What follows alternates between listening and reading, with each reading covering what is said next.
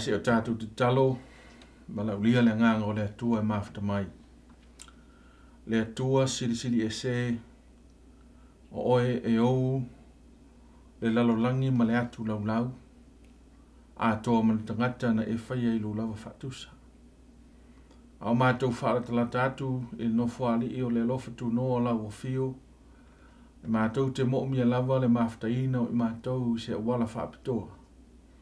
Ina ia mamana ai la mātou Tapuaiga, a o mai mo mai le atua o tangata, i so o se nofuanga o loo lātou māwai le nei whaasalalaunga. Mātou te wala watu le atua i le nganga o le loto maunalo, ia maftaina i mātou, i se wala Faapitoa lava, i o mātou la ngona i le tāua, o le mātou whaatauaina o lau fio o le atua, o le tupu, o le alii, o lo mātou whaola e whaavavau. Mafta maia le atua matuma maia lo nganga i mātou umalawa, a o mātou whaia le nei Tapuaiga, i lo lava suafa Iesu. Amen. I la nganga o le loto maulalo ma le whaalalo lava, o te talia ma le whiwhiina mai ai oe i le tātou poli kalame le nei o sapate i tasi o whaingoina o le FAAMOEMOE i ainga. E ele tali tununga sa iele a au te itai o le atua, e whapenao na te itai ma pui ma lawe ai ia le whanau a le atua i so se mea, so se no fuanga o loo no pia iai i o na tangata. Mai le tu lale nei o te whatalo whatu ia te oe, i le suafa manu malo Jesu Keriso. Ta lia ma le whiwhina mai oe, e tātou te Tapuai whatasi, ma ave i le atua le VIIGA e te tau ia te ia. O le whaisalamo, loa ngā ngai e whamanu atu ia Iova. Tele sosia ma le tamau ainga e manatu sa whamanu ia toi le atua. E ui lava foi le tūlanga o iai le lalulangi ua leo toi tutusa. Ai e le tatununga mawalunga o loo manuia i tātou umalava. Mai o te fia mafuta fatasi ma oe, le paanga o loo mafuta mai, i ainga foi, po ai lava o loo maua le nei whaasalunga. E tu fatasi o tātou FAAMOEMOE ma whina ngano. Tātou toi whaafoi le atua le VIIGA ma le whaanetanga.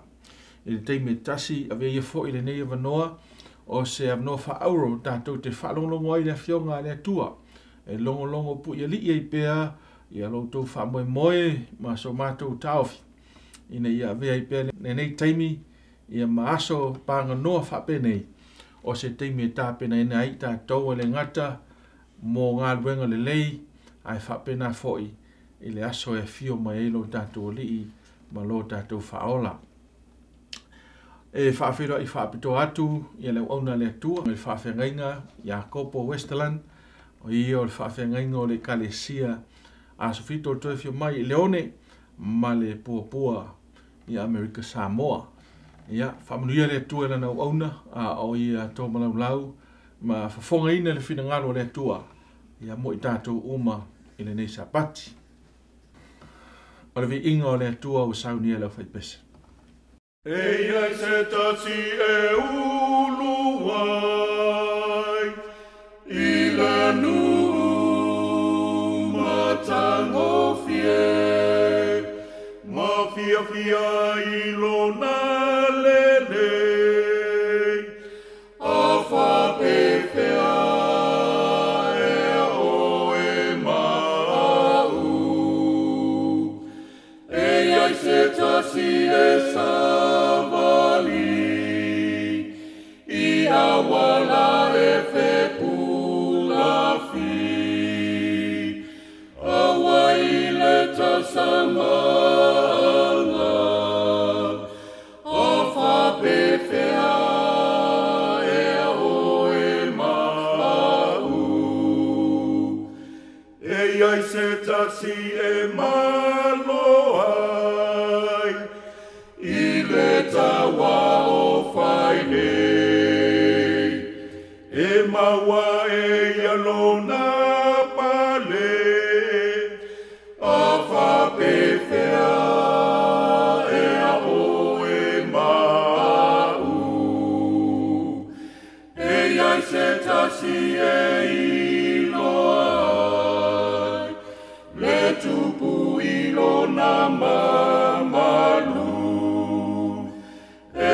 fia maria e whaavavau, a whapewhea e a oe mau. E ai se tasi e tui ai, le la lava, whai totoa, palongo ua whapea mai le leo, o te leilo o tona.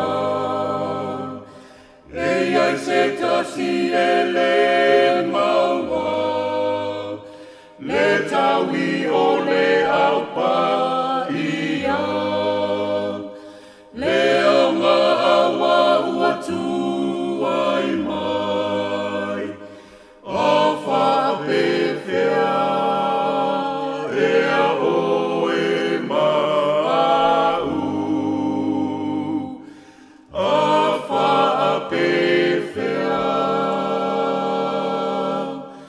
e a oe mau.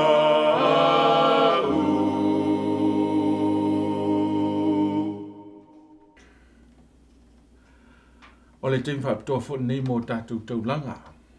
So se mea lava na whaia e le tua, i lana fuafuanga, mai lava i le vane manimo, se i o le whanua ma le sami, e le ise mea o tasi o ia mea e le iftoi whaafoi i le tua, na whaia e le tua, ma tali atu i le tua, i lana lava awala na fuafuaina i le tua. O oi mau tangata, o le pale li i o ngā luenga le tua, na maliu Faapitoa ai le atua i nei e tongi ola i tā ua. O le fasiri mo oi ni nei tū la. O le ase mea te toi momoni mo le atua. I oe, tā ua le toi vatu o le taulanga ma le sifurua. Ai, momoni whaatasi atu maia mea alofa, lo tātou talia ma le fia, o mea siri whai le atua mo i tātou. O tātou tangata teito tasi. E whai ma taulanga soifua i le atua. O temi nei mo le whamao popoina, o tātou se furuai ma taulanga. Whaaftai le atua i lau whawai mo i mātou. E le nei vai aso sa mātou ngalue ina, mea umalawa le atua na e whaatanga i mātou te ngaru lue ai. E le ngā te ele, o le sami, o le ea, a tonu fo i whale whai ngā ruenga, tonu o mātou ainga. Whaaftai tele lava ta mai lau whaamnianga mo i mātou, ta mau ainga, o le mālosi ma le ola, ai mai se fo i le atua, o le poto ma le ta mai, whaatino ai o mātou tiute ma whaiva, e mai lau o fio lea, a o mātou toi whaafo i atu na o sina maenga le atua, e tali atu ai le anga le leo lau o fio, ma i e whaalau tele ai lau fina ngano, e ala, i le momoni ina o lau fe au i so se vaenga o le laulangi, ma so se tasi e te tau na whao la ina. I e whamanuia i le tua i tau langa ma sfuruai wala foina e utangata, a wale ali i e lau ngā ruenga, ina i a vave na so le tale le lei, a e fio mai, whaaftai tele lava i lau whaafafonga mai, ono Yesu. Amen.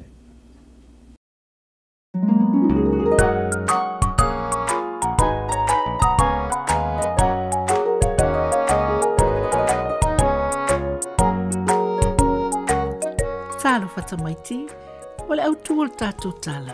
Sa uni pele ai. O le matua ua maua le mātai o e 25 alon whaupesfultolu. O le ia utou mātala ai, wātou te leilo le aso po le tu aso, e sa wai le atali o le tangata. O le whiau Faapitoa, o tangata le ainga o le atua, e sa uni taimi malava mo le toe fio mai o Yesu. E se taimi na me lava na e whaatali, mo se mea tupu. E pei o lo aso whanau, ia po le taimi o tu uanga wa onga. Na e whaitauina aso, ma whaata i lo mawhauwhau, le mea tupu. E le tātou tala, e toa se furu teine, na whaatari tali, mo se sauninga o se whaipoiponga. E umi lava se taimi na whaatali ai. Tatalo sia ia vave mai, o upu maavava ia se tasi. Wa leva tele ona tātou whaatali. Masalo ele o tui umi, o le whaaloto tele ane lea leisi. E siri pe a tātou no nofo mamalolo, mo sina taimi. Wala toi loa le leilava, e ui mai le solo le whaipoiponga le tū lea. Mana nao, ia sāva vali whaatasi, ma le solo e wawala au lia. Ele i manatu le a umisa taimi e whaatali ai. O le toa lima o teine. Na manatu e au maiswa au wha leo leo, una lātou tele o iloa le taimi, e sa wele tama whaipoipo por whatoa whaiawa. O le isi toa lima, na manatu ele umilawa si taimi, whaatali ai, ele aini a lātou swa au wha leo leo. Sa tutumu whango lātou mōli swa o le taimi na o mai ai, ua lava lava lea. E toa lima lana i swa au wha leo leo, a o le isi toa lima, ele ai. Sa umira whaatali ele iho o mai lava whatoa whaiawa. Na umi se taimi o tala noa matali e ta mai tai nei. Wai ulawa ina tūle mamoe. Mamomoe loa. Sa whaafua sei o na whaalongo ina le wala au.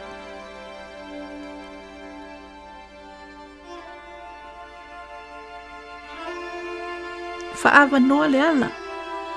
O le solo whaipoiponga. O mai tātou whaatasi ai. Whaawa noa le ala. Ua sau le whatoa whaiawa.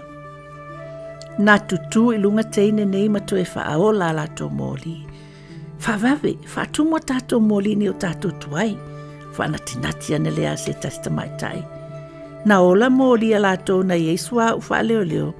Aina pepe mōli a i lātou eleni suau. Au mai se suau mō mātou. Whaatawana wane lea leisi ta mai tai. Mātou te fia iai le solo le whaipuiponga. Ele i mawhai una fesoasoa ni ane le istoa lima. Fia fesoasoa ni atu. A ele ise suau o totoe. Whaavave. Masalo tau te vave maua se suau. Ise no fuanga la tamai.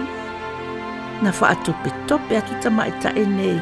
E su e se suau. Ai whaatasi atu loa lato wo. Ile solo o le whaipoiponga. Ele i whai ngōwhi ele sa ili au se suau. Ile levo le po. A ina ua maua le suau. Whaatope tope atu tamai tae nei whaipoiponga. Ai panga lea ua tapuni ma loka le whaitotoa. Tatala mai le whaitotoa mo i mātou. Tatala mai wha mole mole. Matu atu i tu i le whaitotoa. E teiloa. O le whatoa whaia wālawa na sau i le whaitotoa. O te leiloa o tau o lana tala lea. O a o malawa na mātou mai whaatasi i tutonu. Na whaaliu. Ai tapuni mai le whaitotoa. Ua tutu i whawhota mai tai nei. Loto whaanoa noa tele. E teiloa. Pei o ta mai tai nei na whaatali mo le whatoa whaiawa. E whaapenalo tātou sauni. Mo le tuefio mai o Iesu. E te tāpena lava oe. E te whaia whiriwhiringa sa o yaso taitasi. E su ele tuspa ia ma te talo e lea unoa. A vea Iesu ma wopito sili a te oe. A tuefio mai o ia. Ua e sauni.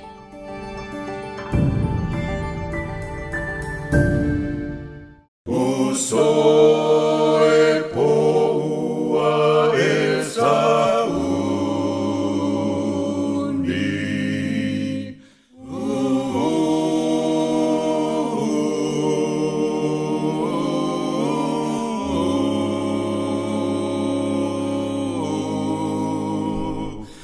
Let not your heart be troubled. He believe in God and in me. In my Father's house are many mansions. I go to prepare a place for thee. The Lord is coming. Are you ready?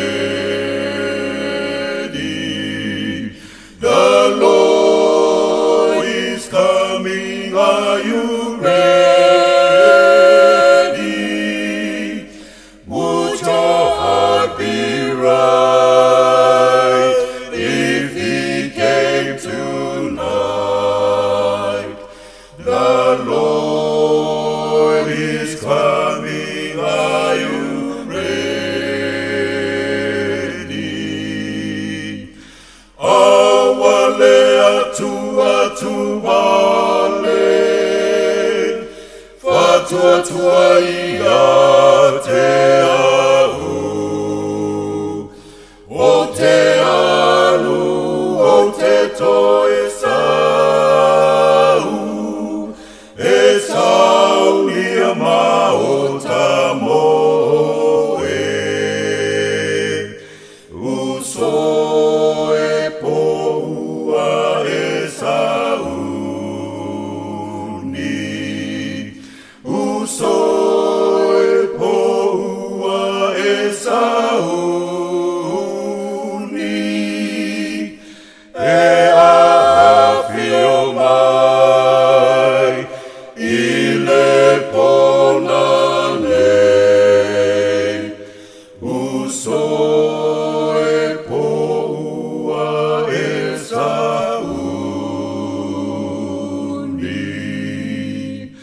Uso e poua e sauni.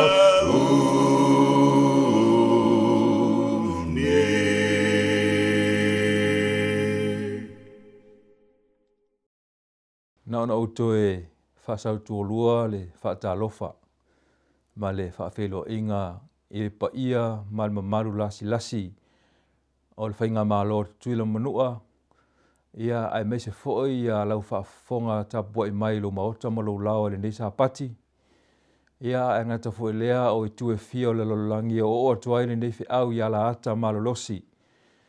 Tau ina ia taitai mwhamanuia le atua I le neisa pati au tātou whianga iai, ia ma ona sauninga Faapitoa lava. O le whiau Faapitoa mai le atua, mō na tangata whilwhilia. Tātou ifo mtapo I atu I le atua, e ale le sauninga paia o le launga. O le au tū mo le whiau le sapati le nei whaapea. O le whiau o le perofeta o Elia. O le whiau a le perofeta o Elia. E iai le whiau Faapitoa le atua na tu ina mai o na tangata po o lana FANAU. La tau te whailo atu le lalolangi. Tau sanga e awhi iwa sa lau tolu sifulu. Na manatu ai le ala leo whaasala lau e ta ua o le Columbia Broadcasting Network. Ilona tona. E la tau te whaasala lau ina atu le saunoanga Faapitoa a le tupu o Peretania. Le alii e swafa ia Siosi le 5, King George V. O manatu le ala leo le nei la tau te whaasala lau ina atu le whiau Faapitoa ona le tausanga lea na Faapitoa iai fita tau ilunga le Samia Peretania po le Navy. Ona o le tupu le nei. O le tangata na whaavae mailo na o langa talavou o veam fita le Navy a Peretania. E manatu fo le tupu ina ia, ho o atu I tu le manu e fio le lolangi ia le neife au Faapitoa. Toi anai se kone, ona amata lea o le live stream po o le saunoanga tu sa o le tupu ilungo le hala ata le nei, o le tio le nei. Ai vai atu loa le li talavou insinia le nei, le tangasa e suafa ia Walter, Vivian. E iei se waia o lo tau wifo, o lo motu. Na apatu le limo le li insinia nei mai ia uina ia le siu po le pito waia le nei. Ai ua le eise taimi mawhai ona toe fix pe toe wha le leia ia le waia. Ona ia tau fi mauina I pea lea o le waia le nei na motu. Mo le se fulu ma le 5 minute. Na whai e le saunoanga a le tupu le nei o siosi le 5. Na umar se fulu 5 minute o umawina pea e Walter Vivian le waia le nei na motu. Ma o se waia sili ona tā ua e mawhai ona manino le lei Leo o atu o le Faau I lungo le leitio. Aoanga I atu I tu e fia o le lolangi le Faau Faapitoa. A le tupu le neo Peritania. Na mae ale ngā ruenga na whaia. Ona mai tawina I le tangata le nei o Walter. E tusa ma le lua se lau 5 volts. Po o le wila na afia ai lo na tino il taimina ia mawina ai le waia le nei. A wā le faa runi nato le Faau le tupu I tu e fia o le lolangi. O se ngā ruenga e le I whaingofie. E lo tato nunga la uope le tai au nei. O le ata fo le nā e mawhai o na tupu. I Faau filfilia le atua. A waele o moe le fili e tamu whai ina ia tau fina. Ina ia aua ne I o atu le nei Faau. Ia ila tō lo lato fia maua le langi ma le ola e whaavavau. O maratu fo le tai au nei. O le tato talo Faapitoa na la atu inatu I le atua. La tato ifo matatalo. Le ali ie.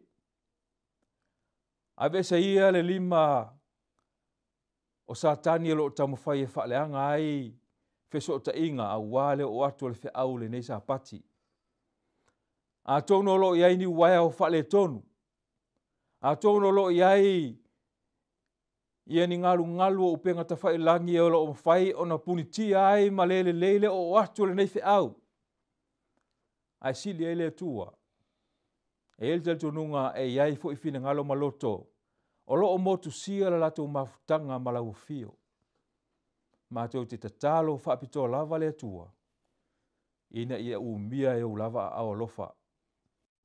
Mātou te iloa matalitonu. Na whape nā ke riso. Nā whaina lo na tino ma mafatia ma momomo. Ine e toe so o whaatasi le tangata malau fio. Ina ua afia I le matautia o le angasala ma le oti. Whaamanuia mai le malele atu le nei Faau I tu e fio le laulangi. I lunga upenga ta whai langi o televise. Ngata fo I lea. Ia whapea foi o na ululu atu I maota malawa o lau FANAU. I le nei sapati. Whaamanuia mai ke riso o na olo suafa. Amene. Na fola ele atua I le whanaunga Israelu. E lia le profeta. O le aia whaailoa le Mesia o le a fio mai. O elia foi o le a taimua atu I le tupu silisili. E whaailoa atu se Faau Faapitoa mo le lalolangi uma. O le Faau le nā ai profeta mulimuli lava I le whainga tuai. Profeta malaki lo namta upu e tolu whai upu mua ma le lua. Whauta o te tui nātu lau savali. Na te sauni le ala yo uluma, e whaafua sei foi o na ho mai, lo na malu o le alii. O leo asi I tia o tou, o le a ngelu lava o le Faafeagaiga. O leo o tou au na manau nau iai, whauta. E a fio mai lava o ia, ua whetalai mai ai iova o au. Whameli whai upu e lua. O ai se na te lava tali atu I le aso lo na fio mai. O ai foi se na te tūlai pe a whaalia mai o ia. O wā o ia tusa ma le afi a le tunu auro. E tusa foi ma le moli a le ta ofu. O e le Faau e lia. O se Faau e whaatusaina I le afio mai o ke riso. E sau o ia o le tunu auro. Na te sunina le o taota a tu lai mai na o le auro mamā o ia o ke riso le ami o tonu. Le ngata foi leo le afio mai o ke riso. E tusa ma le moli a le ta ofu. E whaamamai nai pisi o le angasala le lolangi. E ala I le ami o tonu alo tātou ali o Iesu ke riso. O lo umon mau foi malaki lava le mta upu e wha. Wha upu mua e wha ngata mai foi upu ono. I le au mainga o le Faau e lia. Le alo au maia mo tātou le nesa pati. Mai wha upu mua. A wā wha uta. O le ao o mai le aso e mua I peise umu. O na whai e lem tanga tungutu o saito e wha a mauro lunga uma. A toa mai e whai a mi o le anga uma. E su sunu ina fo I la tau I le aso o le ao o mai. Ua wheta lai mai e iowa au.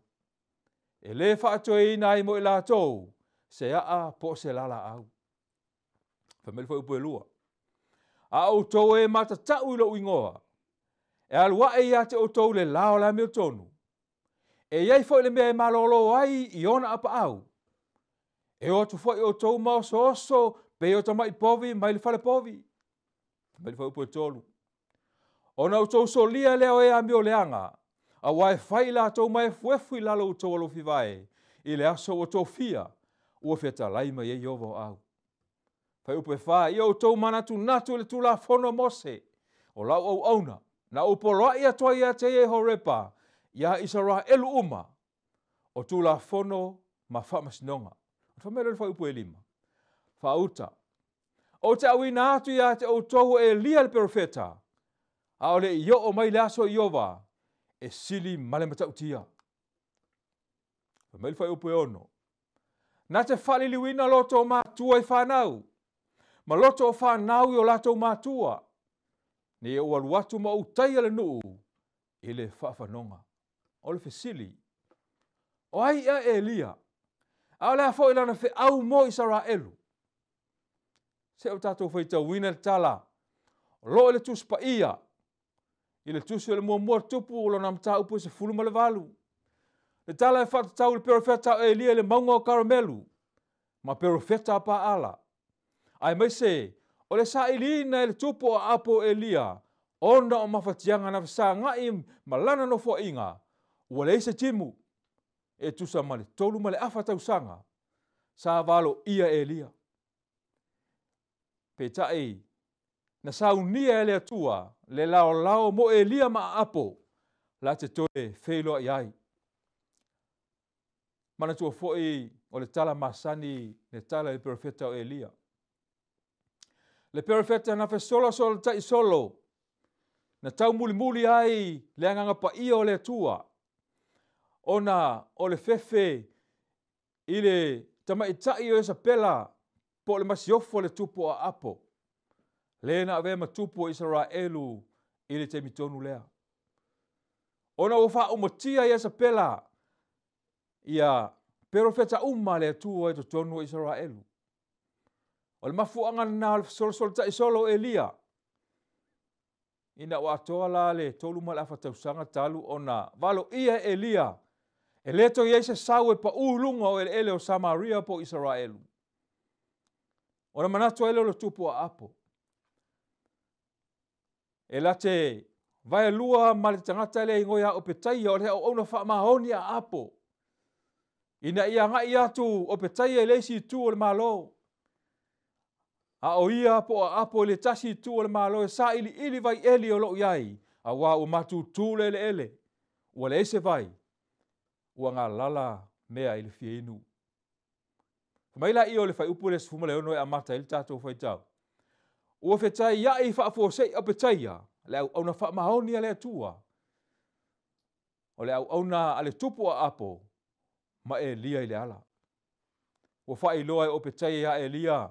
O lo saha ili a apo ia te ia. Ma ua tele a wala ua whaonga hina le tupu. Ina ia maua mai ai le perofeta o Elia. Hoefa pa sumal fitu. Ua longo o petai a apo. Ona sau whaata alisia i leo apo e fetai ia i ma Elia. O whai atu apo ia Elia. O oele nā ua e whaati ngāia Israelu. Tō te whiele tali na tali Elia le tupu. Whamaia. O oe male ainga o lauta mā.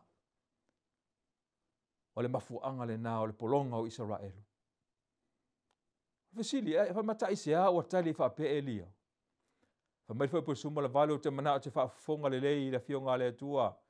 Whamai whamtalanga a wā ua o tautu ua polo inga Iova.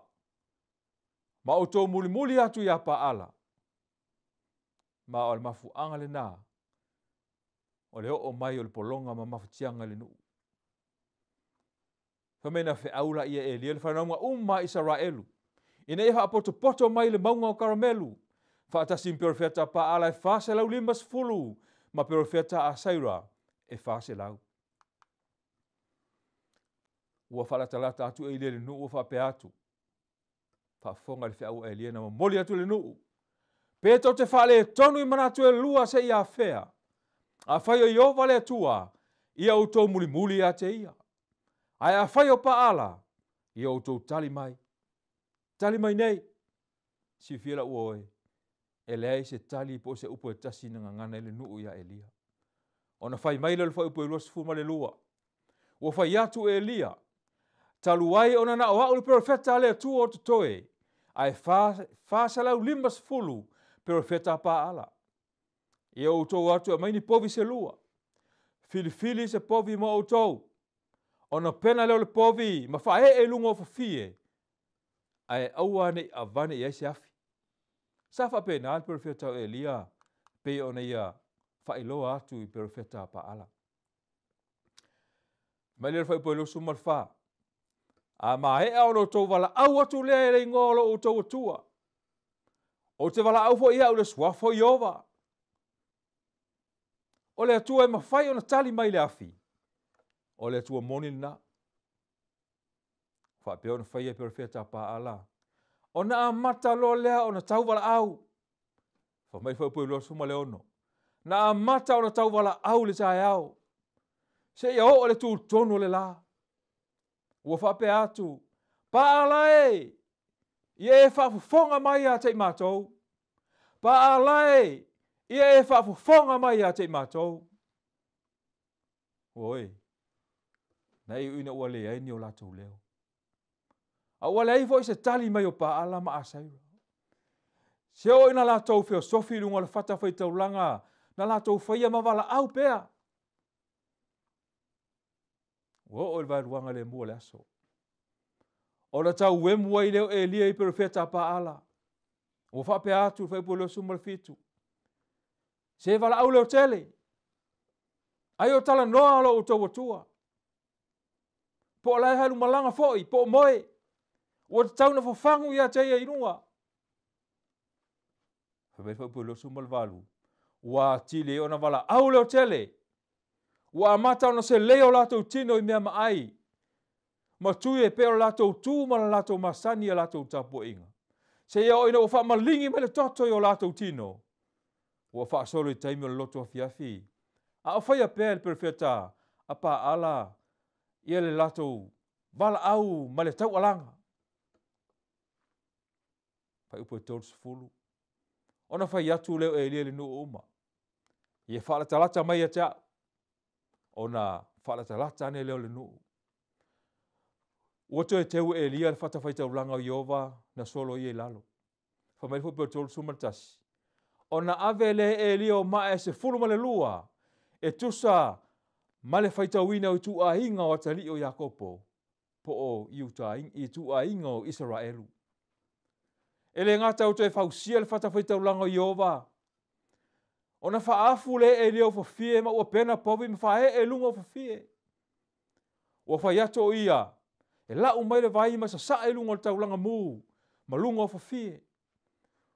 Ua le tasi. Ai ua fo I whaatolu le nuu ma vai. Ua tafe solo le vai ma ua tu tumwai utu o le whatawhai taulanga. Whamaila le whaupo e tolu suma leono. Ua o le tu la e whai ai taulanga fiafi. Ona whaalata lata tuai leo e lia le profeta I a Iova. Ua whaatonga atu whaapea o tia whaitauina mai le fionga pa ia le tua. Iova e le tua a Peramo. Ma Isaako. Ma Israelu. Ia whailoa I le aso nei. O oio le tua o Israelu. O au fo I o lau au auna. Ma o au whaia nei mea uma e tusa malau a fionga. Ia e whaafufonga mai a te au Iova e. Ia e whaafufonga mai a te au. Ina ia I loa le nuu o oe lava o Iova le tua. Ma ua e whaliliwina mai ho lato loto. Whamai whamtalanga whaupu e tolu sumal valu. Ora pa ui fwai leo le afi mai le langi a Iova o whaamuina I taulanga mu. O whawhie o maa o le ele ua matu tua wa umiti ia le vai. Mai le afi a Iova. Ua iloe tangata uma. Ua moli mawina tangata uma. Whamai ora whaapa u whaoa ia I lato uma mwhaapea mai. O Iova o le atua ia. O Iova o le atua ia. Wo mai e ona lātou pupu e leo profeta pa ala. Ma fasi o tia ile alia o kisona. Ua malu mai le afiafi. Ua mata o na ufitia fonga ele le pongisa. Ai ua rua e lia le tumtumo le maunga o karamelu fatasi malana u auna. Na whape atu e lia lana u auna. Wa ai atu i tai. Pete ilo atu se whailonga o se mea o le atupu. Na fo i mele u auna m whape atu ia e lia. E lia. Ele ai lava se mea o ilo atu. Ona whape atu leo o lia lana u auna. Ia whafoi whaafitu. Ona eanga i atu mawa ai. Whai mai o le whaafitu na foi o le u auna.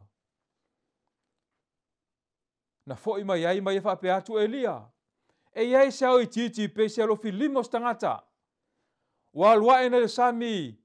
Ma o le taimi lea mai ua mata ona wha malu malu mai. Le ngata e lea.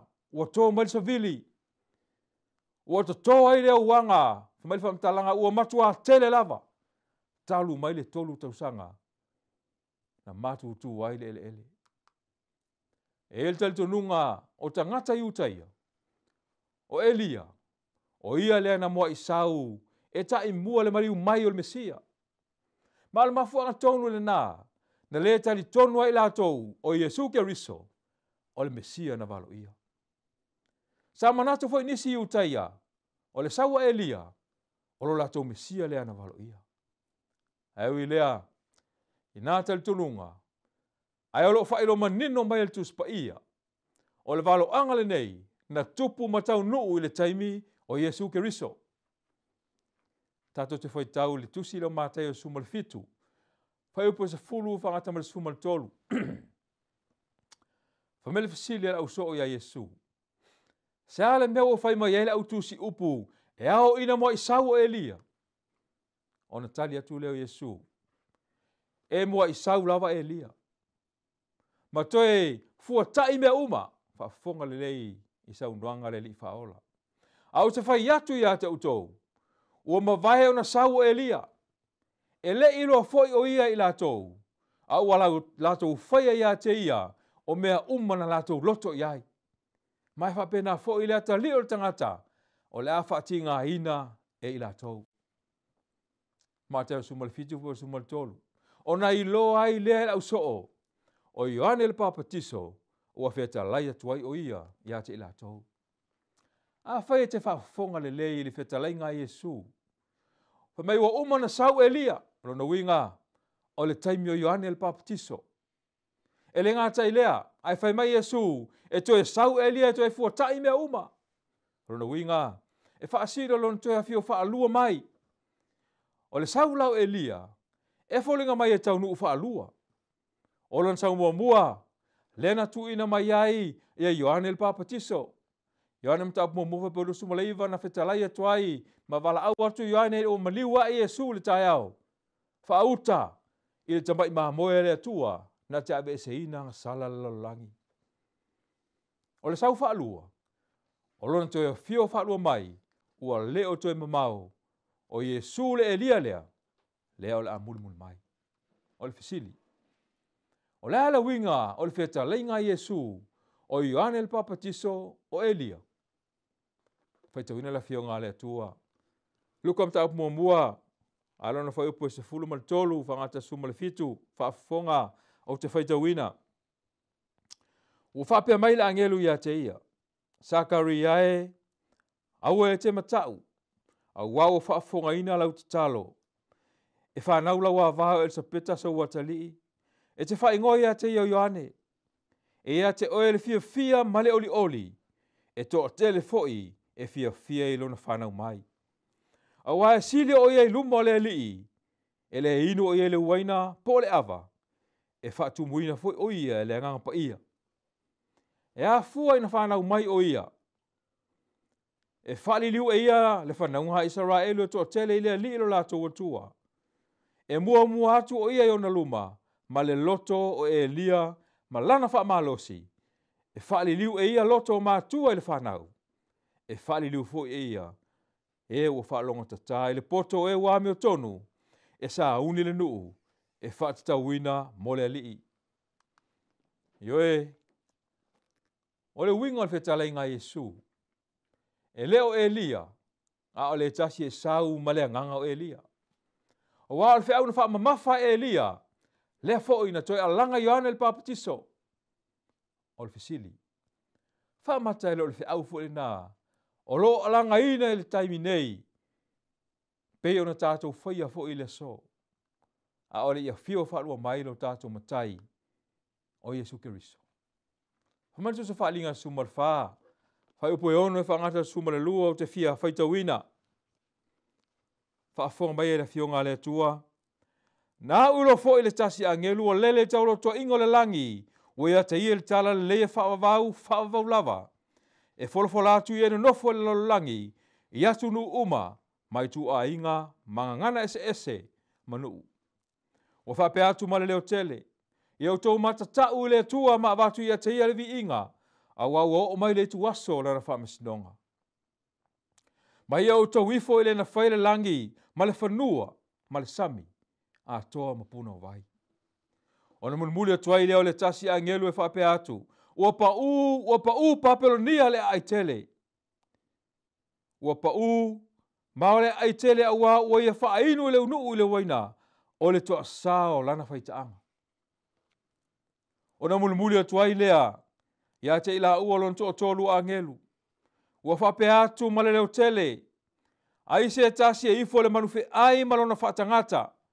Matalia le whailonga i lona mua haulu po lona lima. Tau matau. E inu lava ia i le uwaina le toa sao le atua. Ua lingi atu e le suia i le ipo lona toa sa. E puapua ngatia foi. Ia i le afi ma le te io i luma la ua angelu. Ma luma o le tamai mamoe. O le asu foi o lato puapua ngā. E alua e whaavavau lava. Lato te maua foi. Lato te le mo foi le file mu. I le au ma le po. O e waifo le manufe ai. Ma lona whatangata. Ma se na te talia le whailonga i lona ingoa. O le mea lea o ele ono sai o la upa ia. O le mea fo le nei o iai. He o tausi polo a inga le atua. Ma le whaatua tua ia Yesu Keriso. O mei tau ina o loo whaonga ina ele atua angelu. O ave fe au Faapitoa. Pe tai. Waso le ungo o tato soifua maolai la uopele. O le FANAU o totoia le atua. O ave fe au na le atua iso se vahenga o le lalolangi. Ese le tau o le whaasolonga o fe au angelu to tolu tuso whaalinga sfumarfa. Mai ta tau foi o na tupu le whaasolonga lea. I loto o tangata teito tas. O le whea wala ngeru mua. Ua wholafola atu i le lalolangi uma. O le whaolotanga. E maua mai le alofa tu no le atua. E ala i le whaatua tua ia Yesu Keriso. Salvation is God's grace through faith in Jesus Christ. O le whea wala ngeru na lua. Pea whente mai tawina. Ona ua amata ona wai atu ia Tapuaiga i le whenumia i masauninga pepelo whaapapelonia. Ua tumu elo tātou lalolangi. Ma ua tau na whaailoa le upu moni ma le tuspaia. E la vea i mai ai ona tangata mai mata upu se. Ua sui vai e mafaufau. Ma ua o nā i le lalolangi i le uwaina le toa sao lana whaitaanga. O le whea wala angiru lontolu. Pea whaina e whaafonga lelei. E mai tauli ai Keriso pepelo po le manufe ai malona whaatangata. E si i tau atu le tamai mamoe po Keriso. Ma le whailonga le atua o lona sa pati pa ia. O le whaasolonga ma le au le nā. O le whiaua e lia e pe on tātou moli mauina i le tai au le nei o lona sa pati. Whamanitu sa whaalinga suma le valu hoi po e wha. Lo unu ue. Ia au tau o esa ia te ia. Ina ne whaatasia au tau ia nang sala. Ina ne tofusia fo au tau i ona mala. O le whiaura angelu to tolu. Leo whaatūlanga ina maua lunga e ala le whiau na alanga e Elia. O lo toi au ngani atu le atua alofa i ona soo kerisiano. Ho ese mai Papelonia, po awa onga se ua tumu ele lalulangi. Whaine lau whirwhiringa. Bail whamtalanga a Elia. Israelu a whai o le atua, mulimuli le atua. O le fasili, e te whiu stai tu la whono le atua, po o talito nungo tangata. Whaalinga lom tau pue tolu, o lo ta oto ai le tala, i tusi na tu inatu le nganga, i e kale si e fitu. E o te whia o mai lava le tusi na avatu, i le kale si e mulimuli le lau te kaia. Le kale sia nei o lato manato i latou o mau oa. O i latou o tamau ainga. O i latou o atama mai. O i latou o latou i loa mea uma. Ai whamel whamtalanga ale tuspa ia mta upuna e tolu tuso whaalinga. Se fulu malwha. Se ia ngai atu rwaupo se fulu malwalu. Na e whapea atu ai. Ua o tou le lavalava. O tou ua mativa. O mana o mia e o tau le vai mata e nini e o tau mata. Ua tau waso. Le ngata i lea. Ua o tau polonga. Ma o tau maa laia. Whamtalanga na ale atua na watu li tusi le kale sia lea i lau te kaia. Le kale sia whamaia. Ua o tau whale ongo lua. Ua o tau ola whaafolinga. Wana o tau upu mau tau langutu, a o tau loto e mamao ia te au, whetalai me i ova. O le mea lea a whai e te maa lili, ia e matua maa lili. A vevela ia matua vevela.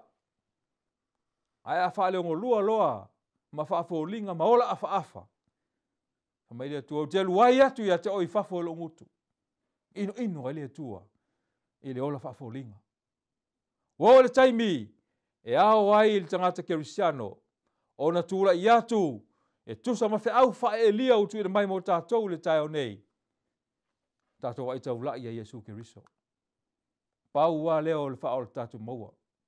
Ina wa uma o na ungani atu e lia mo na tangata, sa tu toe. Pa mai o na toto wha au ai whai leo le afi mai le langi, ua susunu mai la tō, o e le fia mulmuli, ma usi ustai atu i le tua, ma lona fina ngalo. O le whea ua e lia woe. E whapena fo i le vainga o le a vaia yaso le iunga. O se atama nino fo i le mo oe mau, i taimi whainga tau o tātou soifua, ma ola ai. O le a vaia fo i la tau e whaola ina. Le au i le tū sa sae. O Yesu le nā ua fio mai mao. Pe o le vaia e lia marana uauna. Le whaatata, po fōringa o le ao nā luae. Ina ua tōma iai wanga whai mai, e sau whaatasi o wanga o whaamanuyanga. E whaafau ina ai mea uma. E le taimi o lona toi fio whalua mai. Oe, au e whaafonga mai. Twai atu le tala nea stasi o tangata longolongo a. Whaale mawhau. Whamailan whamtalanga. O le tangata ata mai, ma le leilo na mawhau. E a oina oia mai o na se ma sasi o le olanga. A o tangata e sili o na le leilo na mawhau. E a oina oia, mai mea se a isi tangata. Loro winga, o le tuspa ia foi, o lona fasi no manga. Stasi o vainga mtautia na vaia le tamaitai tustala lau iloa, o Elena Waita. A o whai wiu le whaalinga upito umi mai whaalinga na ia vaia. Ina wo le taimi ua tua oi le fio mai o Keriso. Mai le whamtalanga na tua oi le tui ina mai o whamanuyanga le atua e la tō wala na whanau e whamaoni i le tau singa o lona sa pati pa ia. Masa whainga winga ese le tui sa sae. O se hauli uli e tusa o le afa o le lofi limo le tangata lona te le. Uala talata mai. O na avea i le mao sina tele. O na lalo ifo, o le afi o mumusa e sae. A olunga o le aole nei, o le nua o le wheangainga. Ta ua le whamtalanga a le tamaitai o ele na waita i le tūlau le 5 le tusi e ta ua o le whina tele o the great controversy. Ua a whio mai Yesu o se taitai a meo tonu. Woi, tu upe ia whawhita uli ma whainga tāo le olanga. A wai tu tupu pea, ma tu tupu pea, ma wha solo mai pea. E le ma tau fia e se tasi. E le ma whaifoi o na pulea e se tasi, po se pule mani lotu. Ia suinga o tu tupu lo tatou lalo langi i le teminei. Ua na o le atua o lo i o na au mea uma. O lo i o na au mea uma. Taulai lau vava ai a Yesu. Paule nao la ua le te ola ai. A eva ai loa i whawhita uli ma me tupu mai. Pe ia o Peteru. Ine o walau Yesu ia Peteru. Sa vali mai. Ele ngata na mita Peteru. Ma whaina sa vali lunga sami. Ai ono va ai atu Peteru ili whawhati mai o ngalu. Ona loto vai e lea mangoto unga i whai Peteru. Au e te va ai whawhita uli. Au e te va ai wha mai ma meo lo tupu mai. Ai e va ai taulai le whea le tua. Ina ia e whatasi atu. Ma futa atu ia Yesu Keriso. I taimi whainga tāro langa o eso i fua ma uola ai. O le whea Elia. E te wha le tonu e manatu e lua se ia whea. O le fisili na namo oe. O le taimi nei ua tatau o na e foi le tua. Mai au na tatou wha pea whatasi whai le tai o nei. O lea lava lo wali ia Yesu. Ia e whio mai.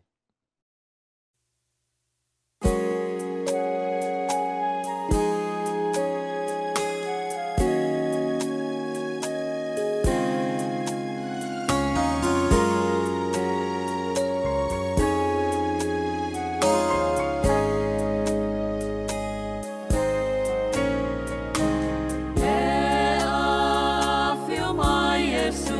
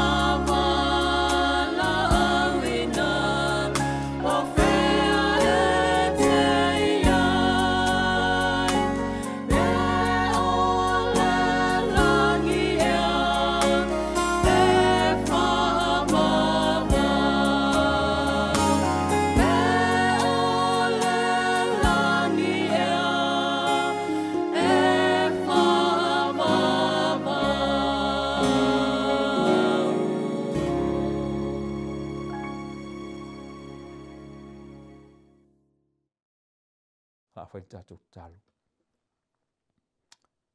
Lo mātou matai e o le langi. Mātou tue whaalongo fo'i i lo tue whaamanatu mai.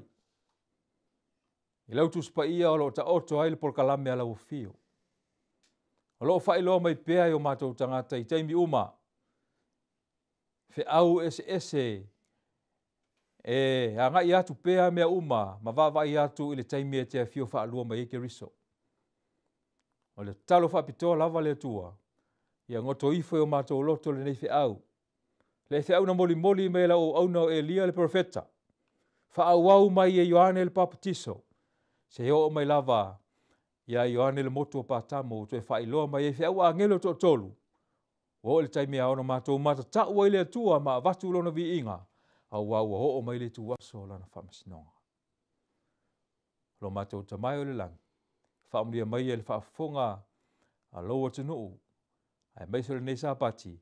A ve loa lo wanga le leia i mātou uma. Whaaftai te le lava le atua i lo tali mai le mātou talo. I lo swafa o mātou wole mavala. Awa tuai nei. Amen.